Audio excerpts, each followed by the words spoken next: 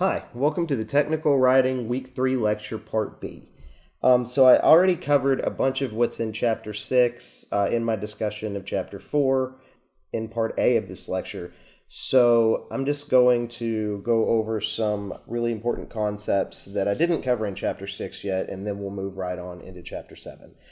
So first of all, it's important to be concise. You don't want to have long, windy sentences that are unnecessary and that your reader can easily get lost in. And also, they're kind of annoying. You want to avoid all superfluous language. So you don't want to have any additional statements, any additional clauses that are just wordy and don't actually add to your message in any way. So you want to look at each statement that you have and say, how does this contribute to my message and to my purpose? If you can achieve your message and your purpose without that, in truth, the same thing goes for novels. You know, a novelist might ask themselves, are there any sentences in here that don't help the plot move along? And if there are, then those sentences might get cut. It's interesting how this applies to both fiction and nonfiction. Okay, you want to be as clear as you possibly can so that you don't mislead your audience, or so that you don't lead your audience to make a mistake because they didn't quite understand what it was that you're trying to convey. This means you need to avoid any ambiguity with the language that you use so nothing can be misinterpreted. If you are using some language that you know is going to be ambiguous and you don't see a way around it, then you need to qualify that language. Maybe add another statement in there, add a clause that says, here is specifically what we mean by this.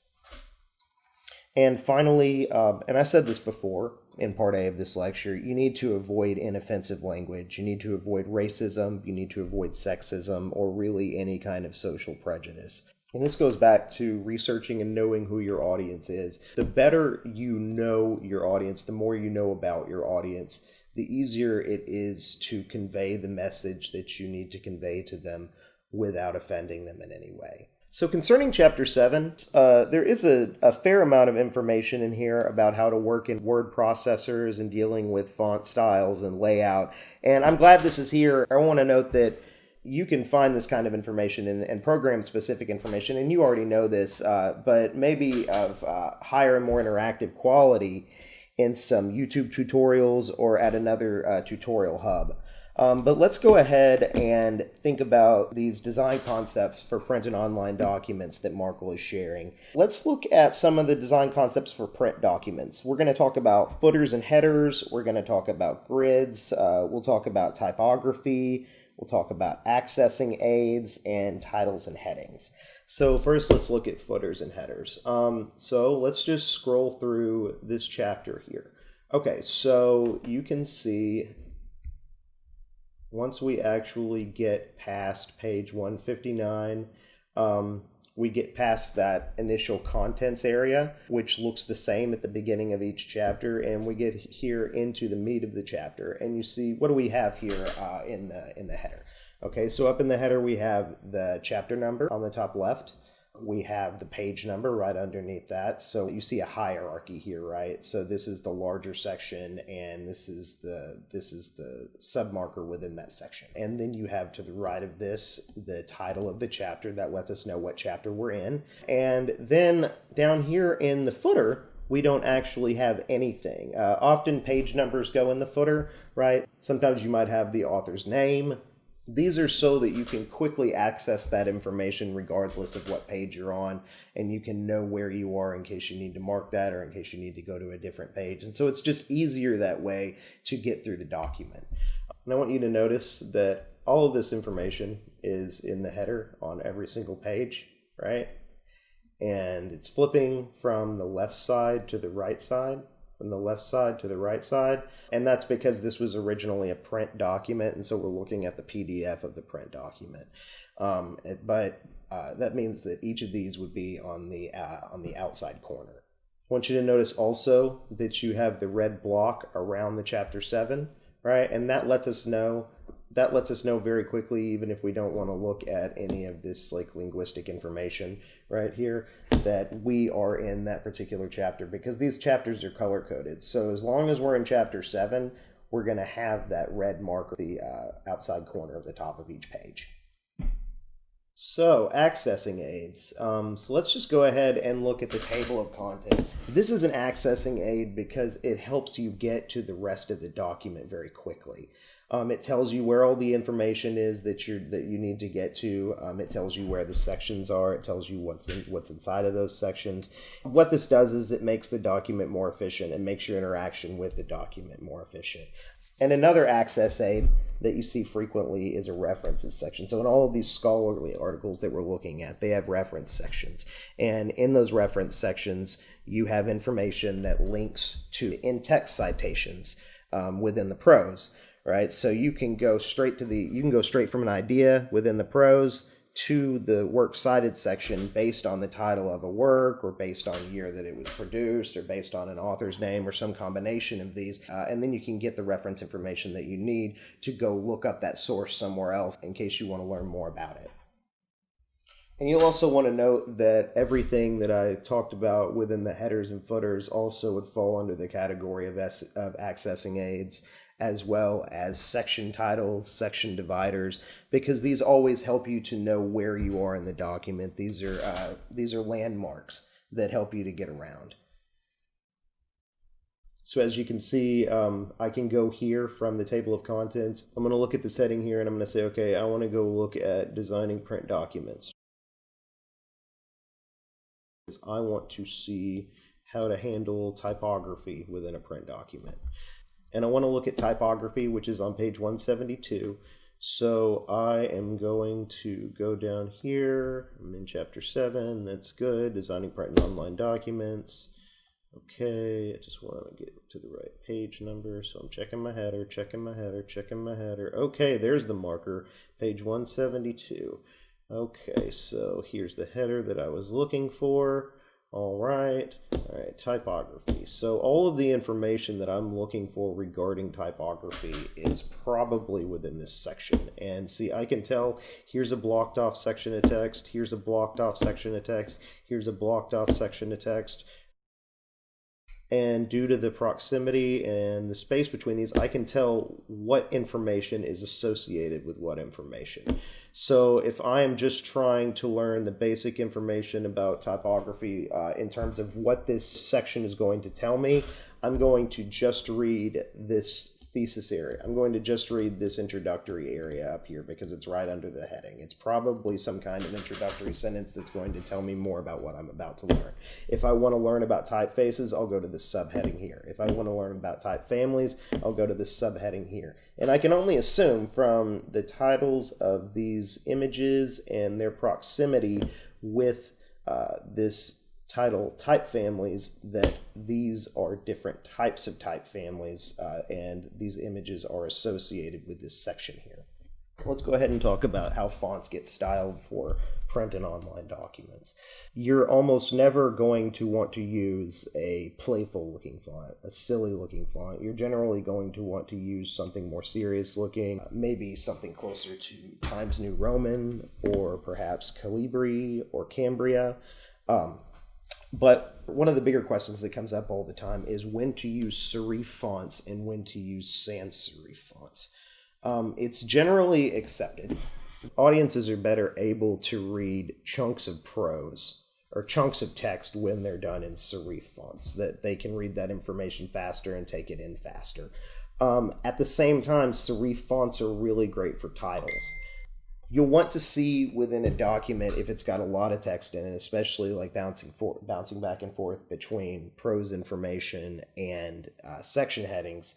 Then a lot of times you'll want to have some kind of variation in there. And in addition to variation in color and variation in size of the text, you'll want to see variation in the style of the font. So you might see a title that's completely in serif, and then you might see some subheadings under that, or some headings under that are in sans serif font. And then you might see the lowest order of prose be in serif again, in case it's not clear here. So the serif font is a font that has these ornamentations on it, right at the corners there, and you'll notice that the sans serif doesn't. And that's all that means. You have an ornamented letter, or you have an ornamented symbol as opposed to a non-ornamented symbol. Let's see how Markle is using his. You see the title right here of the chapter? He's got it in, that's a serif font, right? But then we get down here into the chapter, and we have this heading, right? And that's a sans serif font. But then this lower order text below it is a serif font again. And curiously, he actually bounces back to the sans serif font at this lowest level. But you can see how he's helping to indicate hierarchies of text by changing what not only the size, right, and the color, and whether or not the text is bolded, but also the font style itself. Before we leave typography, I just want you to take a quick look at this type size section referring to print documents. Most of the time, you're going to want to be writing in 12-point font or larger. 10-point font to 11-point font is used sometime. For example, with your resume, 10-point font is the lowest point font that you can use. I wouldn't recommend going under that. People aren't going to be able to read it, and there's a good chance you'll be handing out print copies of your resume. When it comes to online documents, because your readers are able to enlarge and shrink those within the digital space, you have more room to play with the fonts. But of course, you want to stay within a reasonable range, and you want the relationship between your font sizes to be rational and to be indicating some kind of rational hierarchy of information. Okay, and so finally, let's talk about grids. If you haven't seen the Chandler article yet, it's broken up into columns. You have 2 columns, and they split up the page so that each column takes up half of the page. That's one way to lay your page out. You can see here what Markle has done is got about 2/3 of the page, right, for the prose, and then this section here underneath the bar where it says the chapter at the top, right, is reserved for images. It's reserved for notes. Right, it's reserved for figures. Page it reverses because this was actually, as I said before, this is a PDF of a print document. And you can see on some of these pages his layout changes so that he can do these. He can have these windows with extra information in them. But for the most part, he's using that same layout on all of the pages. He gives information as to how to set this up in a word processor. But what I want you to think about here is you want to make the best use of the space on your page as you can. Okay, so regardless of whether you're dealing with print or online documents, you need to let your design be guided by 4 principles. And these principles are proximity, alignment, repetition or continuity, and contrast. Proximity refers to how close items are to each other on a page, how close pieces of content are. Let me give you an example. So there are a few things on this page that you can tell just from the notion of proximity. Okay, so the image here is accompanied by an introductory paragraph talking about this person. Okay, so we can only assume that this paragraph is somehow related to the person in this image because of how close they are to each other. You can also say that this is probably Michael David Measle because you don't see any other images of people on the page or any other names here, but that's not really a claim that you can make due to proximity. You can just say, well, what I just said, the fact that there are no other images and there are no other names, so these likely would refer to each other, or these likely would be associated. What you can say about Michael David Measle is that this teacher and musician label under here probably refers to this person up here because of how these things are coupled together. We can even say there's probably some kind of proximity between these different links here. So, and we know that these are all links to pages on this website, so they have that in common. We know that there is going to be some kind of relationship between Premium WordPress and WordPress. Let's look at my CV. You'll see some similar stuff in there. So here we go again, right? You have the education section, and how can you tell that this information here is related to the education section?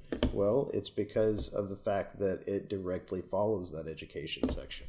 There is a large space after it before you get to the next section. How about alignment? So you have basic alignment, which is just keeping things from being extremely chaotic. I don't know whether you've got a widescreen when you're looking at this or not, but this website is pretty streamlined. Everything is in this vertical column, right?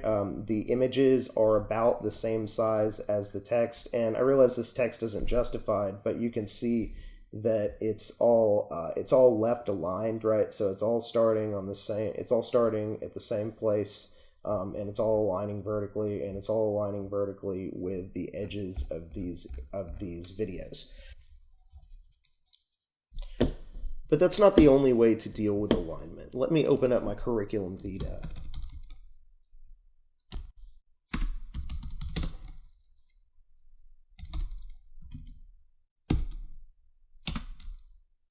And I'll show you. Okay, so here is another kind of alignment. If you'll see, on every second line, right?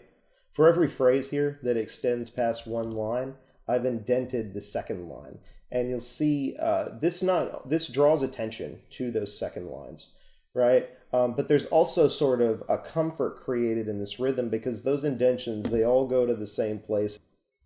And these indentions are creating continuity, but what they're not doing is showing a hierarchical order. So if you saw this, for example, if you were doing indentions in a resume, for example, you might have 2 or 3 different levels of vertical alignment because what you're doing is showing a few different levels of hierarchical information. So you might have your section education, and then you might have the school that you went to, and then you might indent it again, and you might start having a subsection, right, on the courses that you took. You'll have your section where you talk about your employment, and then you'll have one of the places where you worked, and then you'll have the duties that you did at that position.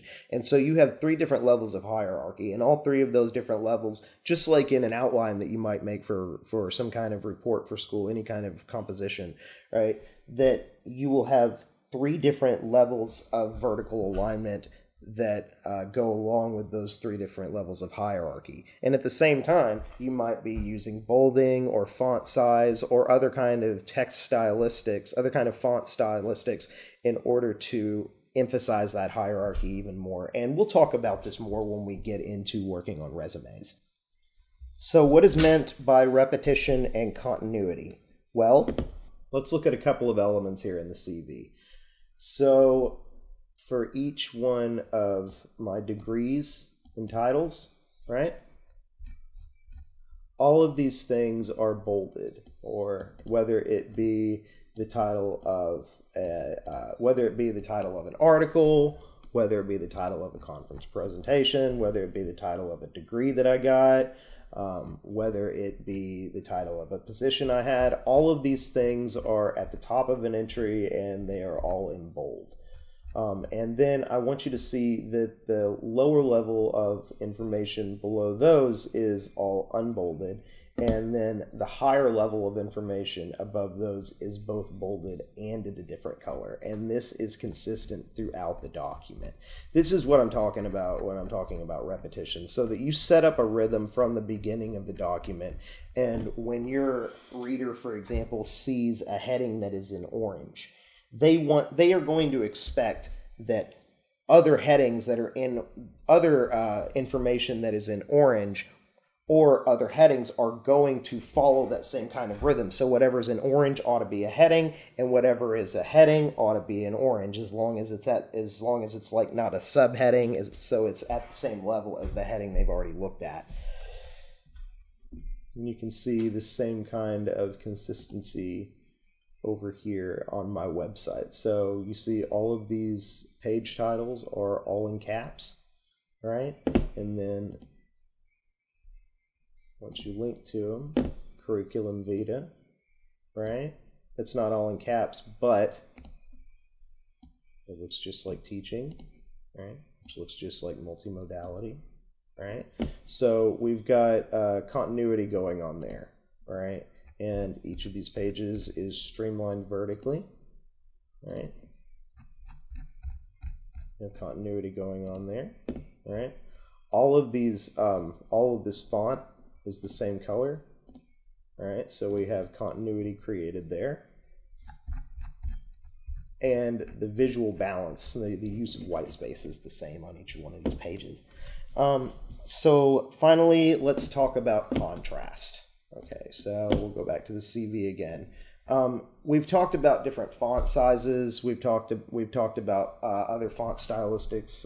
You can see that you can use bolding, you can use italics, you can use underlining to indicate different levels of hierarchy, to indicate what is associated with what's a title for what else, what's a heading and what's not. But what about color contrast? You want to make sure that you don't overwhelm your audience with too much variation. So when you're working on these font stylistics and you're creating a hierarchy, you only want to have so much difference between the different kinds of fonts, right? And between the different sizes, between how you do headings and how you do subheadings. And the same thing is true with your color variations. So I want you to see here on my CV, I have 3 different colors, which is probably the max of what you'd want to use in this kind of document. Too much color variation is going to, it's going to be too busy. It's going to take away from your reader's ability to take in the information that you're trying to get them to take in, because they're going to be distracted by the color all over the place. And then if it's not consistent on top of that, you have a real problem. But if you look at what I've done here, I'm using black, blue, and then this lighter blue. So this is kind of like a cornflower blue here, maybe something kind of like a navy blue, and this is a lighter, maybe closer to like a sky blue, right? It's a common color that people see links in, so I'm going to leave that the way it is so that people will recognize the links easily.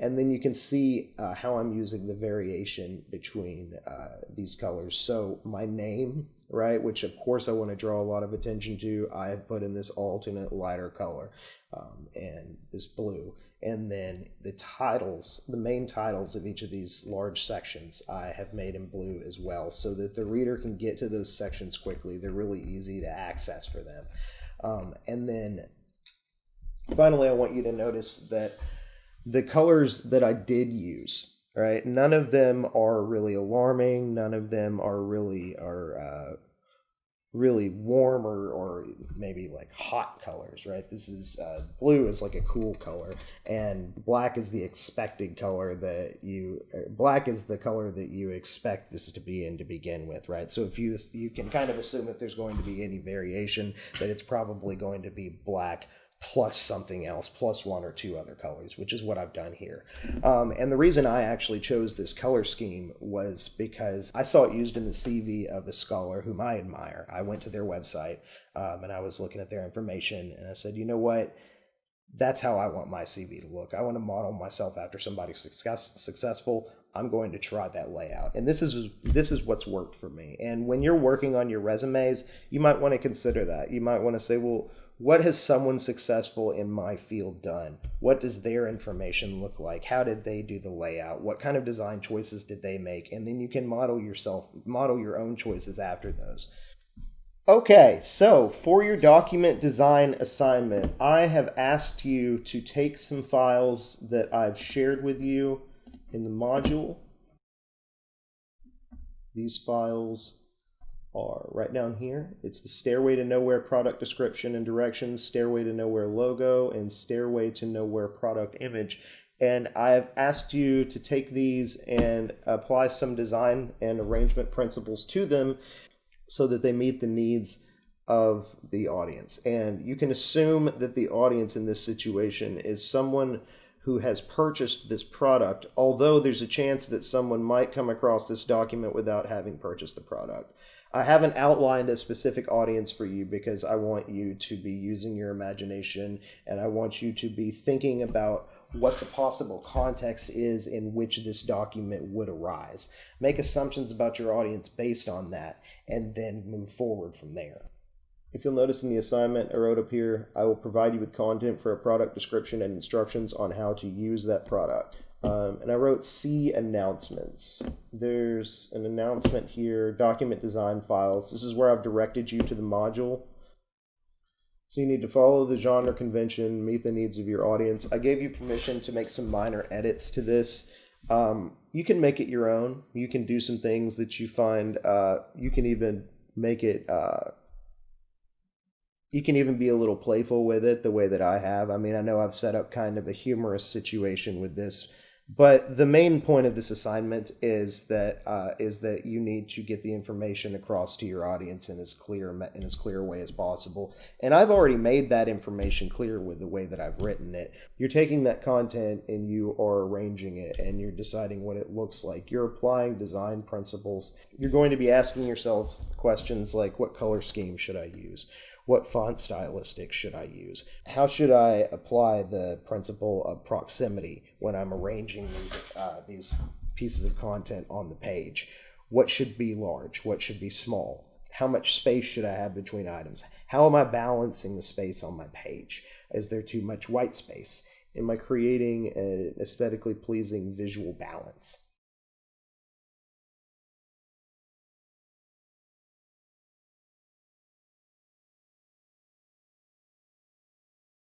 So here's the information I shared with you in a nutshell. Okay, there's the logo, and there's the image. Here's the description. Okay, pros. You don't have to actually use that title pros there. And then the directions. Okay, and this is just the content, right? And I've made this even more accessible for you by providing that PDF where you can copy the text from, but also here's an image file of the logo, and here is an image file of the actual product. Okay, and I've also created a sample for you here. So you'll notice that I kind of use, there's a little bit of a dynamic to the background, so it moves from this gray to this kind of white, and then back gives it kind of a glossy feel. Right, and I've used a little bit of color variation here based on what is in the logo. So I pulled this green from the logo so that it kind of reminds you of that logo when you're reading it, maybe makes you think of that logo, but also it just keeps within a color scheme that was already established there. So I've got black, white, and green. Right, I don't have the yellow in there, but I don't really want to add any more yellow. So I've got the pros up here at the top, and you see I've highlighted some information with the green text. I've highlighted the name of the product here, and then I've used that same green to draw attention to the section title for these directions. So when you get down to the directions, you know what it is that you're about to be reading. And I've compacted these some, which is actually going to work in both a print and online format, because even though the text may look small the way you're looking at it right now, that text is actually at a 12-point font. So this is all staying within a reasonable font size. And this is a little bit larger, but it's the logo for the whole product, so that's acceptable, right? And it's really not a whole lot larger than the rest of this. And so you can see how I've balanced all my content out here. I've got the images over on the left side, which are really heavy, but that's only taking up about a third of the page, and I've used the other 2/3 of the page for text. So that kind of creates a balance with the heavy left side of the page because the text is taking up so much. Finally, don't forget to look at the rubric. Finally, don't forget to look at the document design rubric before you turn your document design complete draft in. And the last thing that I want to say is your drafts are an opportunity for you to show me what you're thinking. Your drafts do not need to be complete. Your drafts need to demonstrate that you've been thinking about the assignment and that you've made an effort to complete the assignment. You may feel like you're a long way from getting your project where it needs to be or getting your composition where it needs to be. And that's perfectly fine. If you see that and you're thinking about it and you have a concern about it, that's good. That means that you care about your composition. It means you care about what you're doing. And when I can see that kind of effort that has been made, right? When you have created something that is an attempt to follow the assignment prompt, you've created a reasonable draft just by doing that. And so by turning in drafts that demonstrate that you tried, you will get full credit. The only kind of draft that doesn't receive full credit is a draft that has almost nothing done. If I asked you to write a resume and you wrote a professional summary down and then handed it in, that would not be an acceptable draft because you didn't you didn't try and gather the right content and even provide it.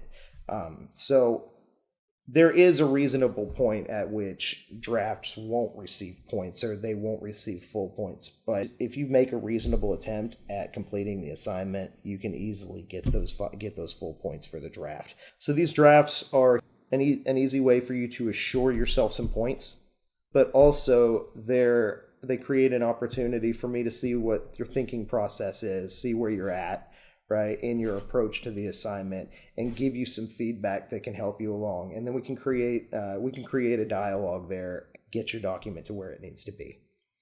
Okay, so that's everything I have to say for today. I hope you all enjoy the rest of your week, and I really appreciate you listening to the lecture. I'm sorry that it didn't come in until Wednesday. I was having some technical difficulties yesterday, and I had to re-record everything. Wah! Anyway, have a great rest of your week and have a great weekend, and I'll be talking to you again on Monday. Bye.